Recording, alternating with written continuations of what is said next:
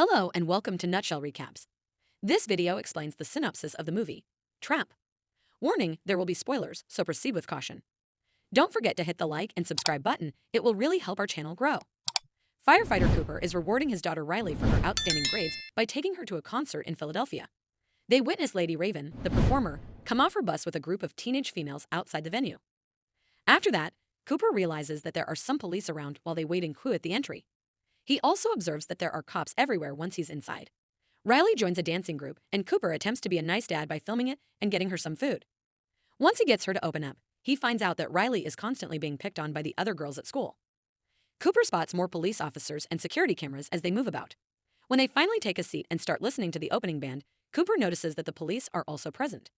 As soon as the performance begins, Cooper had to shield his ears from the screams. He informs Riley he's heading to the toilet after a few songs. But in reality, he checks on a security camera with his phone once he's in the lavatory. As it turns out, Cooper is a serial killer who is keeping an eye on Spencer, his most recent victim, who is imprisoned in Cooper's hidden home. Cooper then washes his hands and imagines his mother is there. Cooper exits the loo as more police cars encircle the location, only to be stopped by Jody's mother. Riley will soon be included in activities, she assures her daughter, adding that teenagers can be strange at times. Cooper gets back to his seat in time to hear Raven discuss how she overcame her father's disappearance and moved on. The venue lights up as she plays the piano and urges her admirers to use the torch on their phones. Cooper saw the police removing a man from the throng at that same moment. Behind him, there are cops standing in queue as well. Riley and Cooper go to buy a t-shirt during the interval, but none are available in her size. The seller, Jamie, promises there are more coming, and Cooper uses the chance to ask about the cops. Jamie says it's supposed to be a secret but shares it anyway. The police have learned that the serial killer known as the Butcher would be at the concert, so they came to find him. Every person that leaves is being checked, and all the exits except for the backstage are being watched. Cooper laughs awkwardly because he's the Butcher. Afterward, he drags Riley through the venue while pretending he wants a snack, when actually he's checking the exits and confirming that they're all blocked by cops. Cooper stealthily pushes the inebriated woman who is standing near the stairs to cause her to collapse. When Cooper tries to get out, he finds additional police outside as the officers at the entry rush to see how she is doing. Forced to return, he joins Riley during the event. When Lady Raven says, "There's a special guest," the stage is cleared for another vocalist to step up. Riley pulls Cooper out on his strange behavior as he stares at the open hatch and suggests that it would be interesting to go inside and see where it leads. He must stay so as not to raise any red flags, and he furiously looks at the hatch close. Afterwards, Cooper returns to the t-shirt stand and follows Jamie, who is en route to the supply room. When they get inside, he pretends to assist Jamie in moving the boxes, so he may grab it since he sees Jamie using a keycard to enter the room. When the subject of the Butcher is brought up, Jamie acknowledges that he has been glued to the case.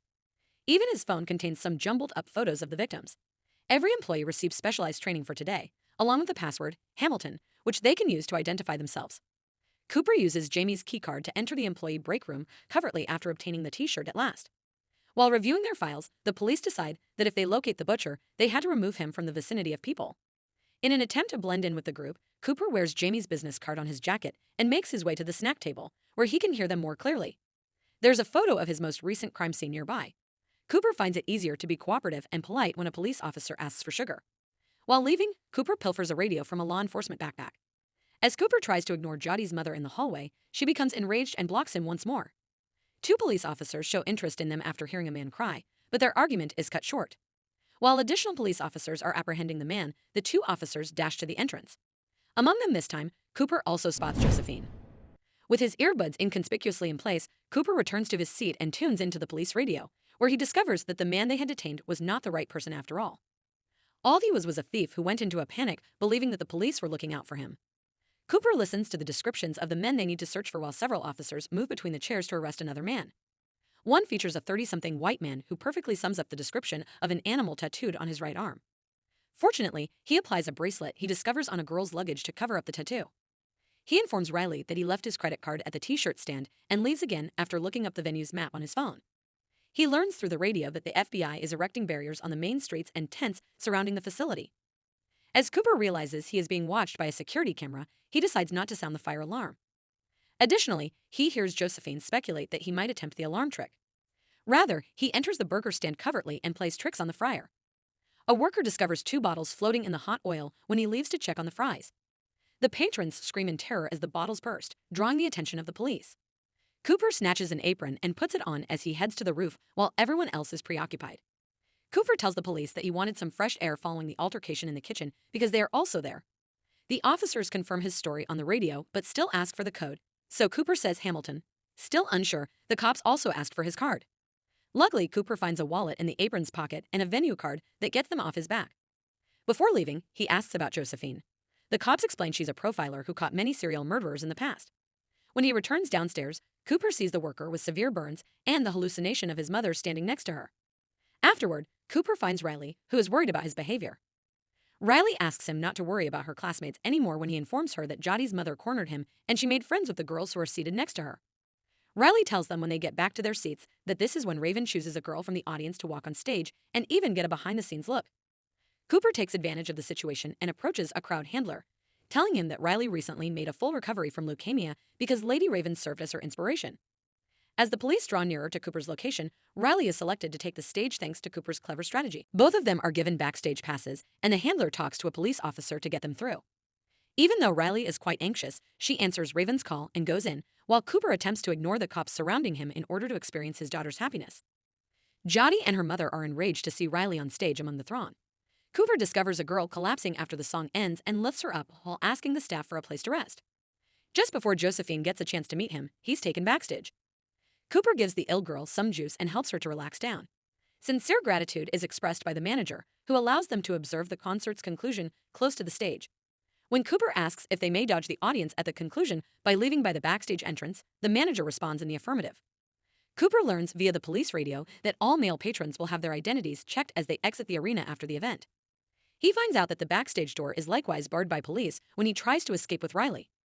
Cooper hears Josephine in another room informing Raven that all of the concertgoers' photographs and personal information would be captured by the cameras. Cooper requests a private conversation with Raven on Riley's condition as he becomes more and more distressed. Cooper shows her Spencer in the cell with his phone as they enter her dressing room, where he confesses to being the butcher. Spencer would be killed before the police discovered him if he were to press a button that releases carbon monoxide into the cell. Cooper says he will release Raven if he cooperates.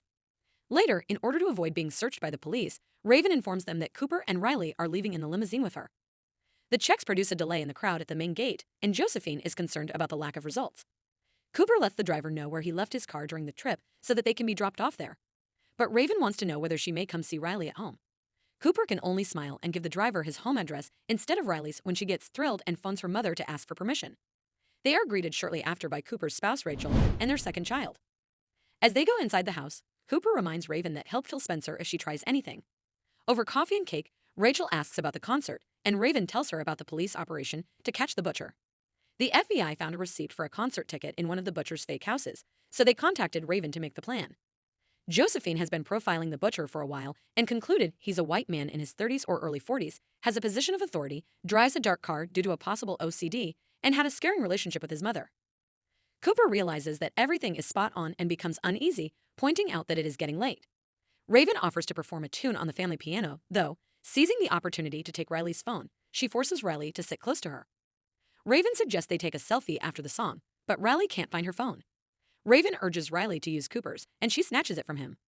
Following the photo shoot, Raven requests to use the loo and quickly enters, closing the door behind her while holding the phone.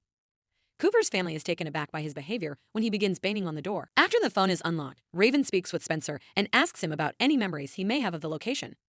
After Spencer makes comments about the color of the door and a neighboring statue, Raven launches a live stream using her own phone. She provides her followers with all the information Spencer provided, at least until someone recognizes the location and calls the police. Raven also asks her driver, who is still outside, to text the police in addition to her. The lock screen has been raised as she examines Cooper's phone once more. Raven then screams, "Cooper is the butcher."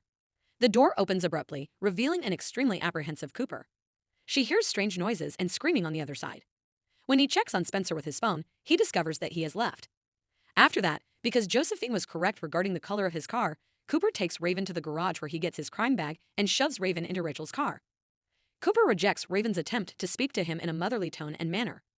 He declares that killing Raven will be his final crime before self-delete to put an end to the monster. Cooper discovers his family in the way when he unlocks the garage. Riley's room was where he had locked them, but he had overlooked the window and the tree next to it. Now that his two lives have finally intersected, Cooper is in shock, and Raven takes advantage of the opportunity to get out of the automobile. Cooper dashes to his wardrobe to rearrange some items as the cops come and escort the family to safety at that precise moment. Once inside her limousine, Raven is escorted by a police officer in lieu of her regular driver. When the police stormed into the house, they found Cooper had made his way out through the neighbor's yard via a secret tunnel hidden in the closet. After a little while, the limo pulls over and the policeman approaches Raven's rear seat to handcuff her to a metal bar. As it happens, Cooper is the police officer who fled his residence while donning a uniform. Then he continues driving while declaring that he has been itching to murder Raven ever since he watched her perform and that he will take her to one of his hidden mansions. Raven begs people to phone the police and opens the window when the limo stops at a red light. The car is surrounded by a crowd that prevents it from moving forward. Raven struggles with her restraints until she is able to take the bar off, while Cooper realizes his wife left some clothes in the car. The moment the police come, she dashes from the limo, sending the throng reeling. When the police inspect inside the destroyed limo after opening fire, they discover it is empty. Cooper has managed to get away by donning a hoodie and blending in with the throng. After that, Raven is brought to one of the crime scenes, where she visits with a rescued Spencer and thanks her fan for the assistance. Rachel leaves the kids at her sister's and comes home in the meantime. Rachel wants to be here, but Josephine believes that she should also be hiding. Josephine assigns some cops outside and walks away. While making some tea, Rachel views the security camera footage of Spencer's kidnapping. She is suddenly shocked by Cooper, who has entered covertly. Rachel has to acknowledge that Cooper believes his wife put him up. She began to believe Cooper was having an affair a few weeks ago, but when his clothes began to smell like hospital cleaning solution, she knew it was something else. She also got shivers when she heard him tell a plausible falsehood to a neighbor in front of her. Following him to one of his other homes one day, Rachel left the ticket receipt there before phoning the police under false pretenses, hoping they would disprove her. The fragrance makes Cooper take off his shirt, and he's all set to attack with a knife. Since today was meant to be a celebration, Rachel asks him to finish the pie Riley cooked in an attempt to divert his attention. After observing Rachel take a bite, Cooper consents to eat. He tells how he generally feels at peace with dead victims, but because Rachel has enraged him, he wants to kill her before self-deleting.